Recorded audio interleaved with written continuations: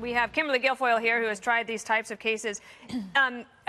You're going to explain this all to us, but as I understand it, the real determining factor was this idea of the other crimes evidence and allowing other people to come in and talk about it. Yeah, and prosecutors, when we use that kind of evidence in cases called prior bad acts, that's sort of like the colloquial terminology. And what it is, it's evidence of other people coming forward to say that the defendant acted in a way similar with them in terms of like modus operandi, the way that they behaved. In terms of Bill Cosby, in this case, they had to look for other instances of victims and witnesses to come forward that would be very similar in nature to this particular case and what this victim alleged happened to her, which is a pattern and practice of drugging for the purposes of committing a sexual assault. And in this case, it was alleged that Benadryl was used to try to put her out under a... And it makes it very difficult, because when you're in a case like this and somebody does this, you prey on another individual, you use something like that because they won't be able to really recall, recollect, or be able to testify against you or perhaps even identify when you hear of cases like roofing at clubs, etc. It's particularly heinous because you're picking on a vulnerable victim to do that in the hopes that they won't be able to identify you, in the hopes that you'll be able to do it again so that you can prey on more victims. And one of the things in this case, Bill Cosby will be identified and assessed as a sexual predator. They'll do an assessment and present that to the judge at the time. So all those other pieces of evidence and information that came forward, they're going to put that forward to determine whether or not he should be categorized like that and, of course, register as a sex offender. At 80 years old. At 80 years old, and 2 years later. My other question for you, and then we'll take it around the table, is when his lawyers say that they're definitely going to appeal, do you think that they would try to appeal on the grounds about this judge and his discretion of allowing this evidence in? Yes, because you have a big pre-trial, a hearing, and you brief the matter to say this is who we want to bring in. And they tried to bring in some 14 women to come forward. And the judge said, well, I will allow these 5 because they are probative versus too prejudicial to the defendant. Because you really have to balance that, because it's really ripe for appeal for someone to bring that forward.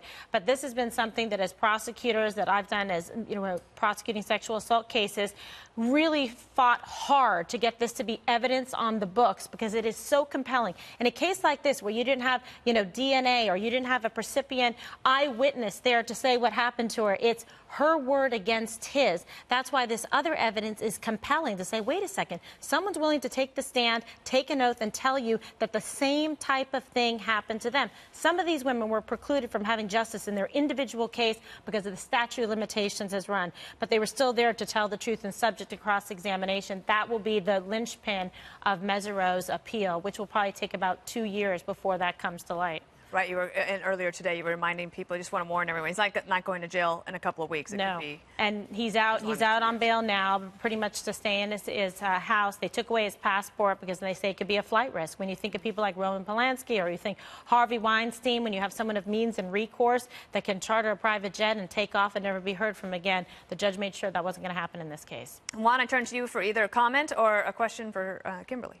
No, I mean, so Cosby's someone I know pretty well, and, to me, Cosby's guilt was less in question because he's someone who had admitted that he was buying Quaaludes, now an illegal drug, for the purpose of partying and to give them to women. And then the question was whether or not that kind of thing would be allowed in. It was allowed in both trials that were heard. The difference in this one, as Kimberly was saying, is that you had the additional testimony that created it for the jury, the impression of a pattern of abusive behavior.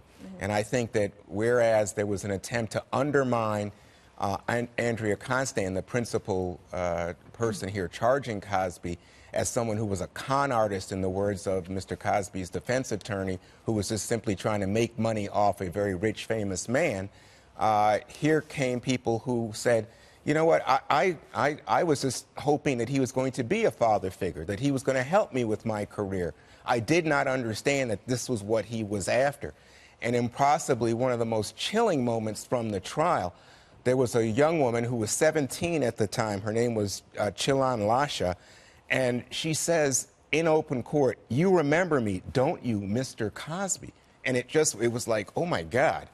She was 17 at the time, and here she is now staring him in the face and saying it. That's pretty compelling if you're sitting there as a juror. and to say, you know, what is she getting out of it? She's no con artist. In addition, remember, Cosby had paid $3 million to Constand in a civil case. So to some extent, he had admitted some culpability on that level.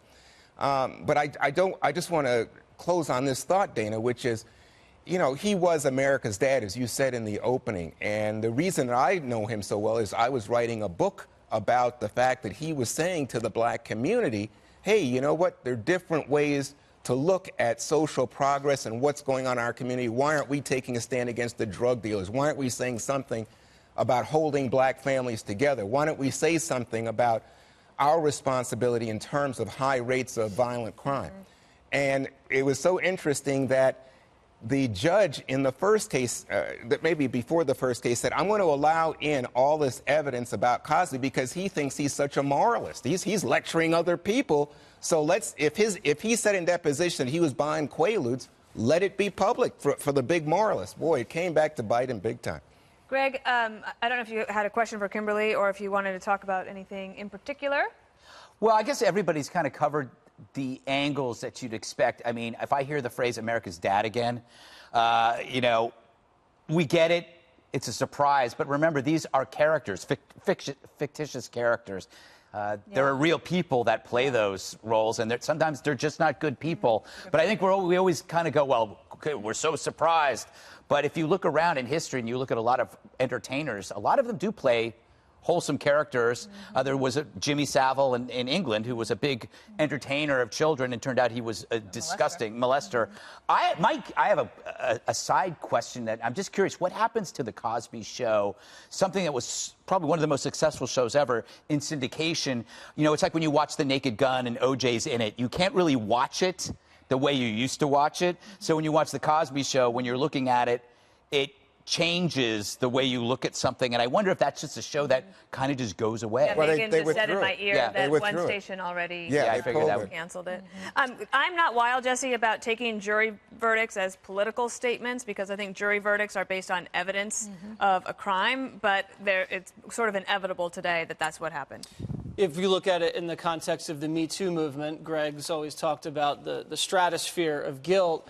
It's very clear that Bill Cosby is on the far end of that stratosphere. He's in the Harvey Weinstein situation because, as you said, the predatory type behavior, the Quaaludes, and he was mixing the Quaaludes with alcohol in a grooming process and over a pattern over the course of, I think, since the 1960s. It's actually still pending a civil lawsuit in, I think, Los Angeles County at the Playboy Mansion, where he allegedly molested a teenage girl there at the Playboy Mansion. So that's still pending. So, you know, he's looking at a pretty tough next couple of years.